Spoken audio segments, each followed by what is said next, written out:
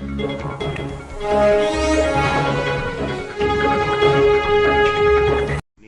Day है हमारा और कल विड्रॉल का डे है। तो कल फाइनल हो जाएगा कि कितने कैंडिडेट प्रेसिडेंट पोस्ट के लिए कंटेस्ट कर रहे हैं और अदर पोस्ट के लिए कंटेस्ट कर रहे हैं।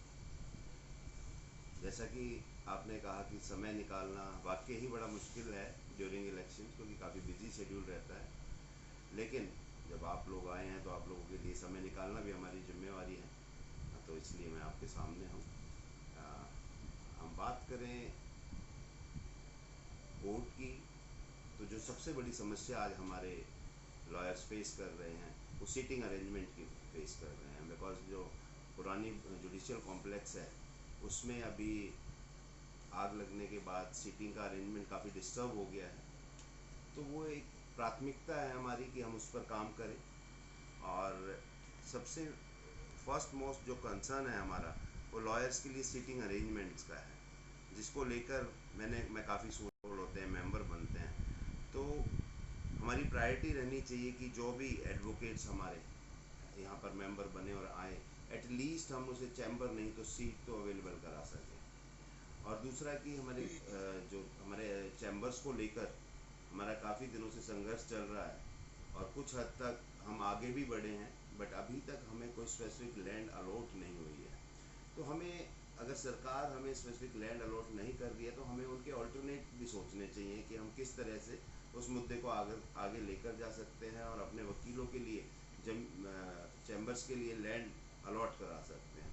क्योंकि जो अब स्ट्रेंथ गुड़गांव कोर्ट की हो चुकी है, उस स्ट्रेंथ को देखते हुए जब तक हम मल्टी स्टोरी चैम्बर्स नहीं बनाएंगे तब तक चैम्बर्स का सॉल्यूशन हमारे यहाँ पर नहीं होगा। ये एक सच्चाई है जिससे हमें रूबरू रहना चाहिए कि हमें चैम्बर्स, हमें कोई भी लैंड मिलती है तो साथ के साथ जो हमें एश्योरेंस दी गई कि अगर साउथ हरियाणा में कोई बेंच बनती है तो वो एटलीस्ट जिसमें 8 डिस्ट्रिक्ट कवर होंगे और हम यहाँ पर उसके लिए बेंच बनाएंगे। लेकिन 2015 के बाद आज तक उसमें कोई प्रोग्रेस नहीं हुई। और मेरे ये भी प्रायोरिटी रहेगी कि हम साउथ हरियाणा के लिए हाई कोर्ट की बेंच लेकर यहाँ आए। और मैं ये भी कहना चाहूँगा कि ये मुद्दा, जैसे आपने कहा कि अभी राज्यसभा में श्री भाटिया द्वारा उठाया गया, तो अब हम पॉलिटिकली भी बात करें तो पॉलिटिशियंस भी चाहते हैं कि इधर बेंच आए हाई कोर्ट की, तो वो भी एक हमारी प्रायोरिटी रहेगी। सब एक ये मुद्दा और भी आया, खबर मेरे पास कहीं और से भी आई थी कि जो राज्यसभा मेंबर हैं, हाई कोर्ट की बेंच बार के बारे में आप क्या कुछ बताएंगे ताकि लोगों को ये जागरूक हो कि भाई हमारे पास ये समय आने वाला है। मैं इस पर यही कहना चाहूँगा कि बतौर सेक्रेटरी मैंने इस पर काफ़ी काम किया और जो मेरा टेन्योर रहा 2014 से 15 तक का बतौर सेक्रेटरी, उस दौरान मैंने इस मुद्दे को काफ़ी उठाया और chief justice of India, chief justice of Punjab and Haryana को इसमें रिप्रेजेंटेशंस दी हमने कि हाई कोर्ट की बेंच हमारे दक्षिण हरियाणा में होनी चाहिए, जिसको कंसीडर करते हुए जुलाई 2015 में एक कमेटी कॉन्स्टिट्यूट की गई जिसमें 4 जस्टिस थे, जिसमें एस के मित्तल साहब जस्टिस थे उस समय।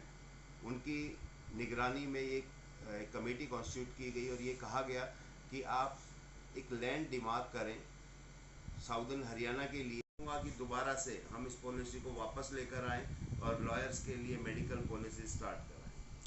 साहब लास्ट में अब आखिरी सवाल ये है कि आप एज ए प्रेसिडेंट चुनाव कंटेस्ट कर रहे हैं तो आप अपने लिए वकीलों से वोट मांग लें। मैं आप सभी से, वकील साथियों से मैं निवेदन करता हूं कि मुझे अपना सपोर्ट दें, वोट दें और भारी मतों से विजय बनाएं। और मैं आपको ये प्रॉमिस करता हूं कि अगर मैं इस बार का प्रधान बनता हूं तो मैं सभी के लिए, सभी को सम्मान देते हुए और सभी को सम्मान मानते हुए सभी के लिए काम करूँगा। ये धन्यवाद। थे हमारे साथ विनोद राव, जिन्होंने साफ तौर पे कह दिया यदि एडवोकेट अधिवक्ता हमारे मौके पे हमें प्योरिटी देते हैं तो ये किसी चीज़ की कमी बार काउंसिल में नहीं छोड़ेंगे।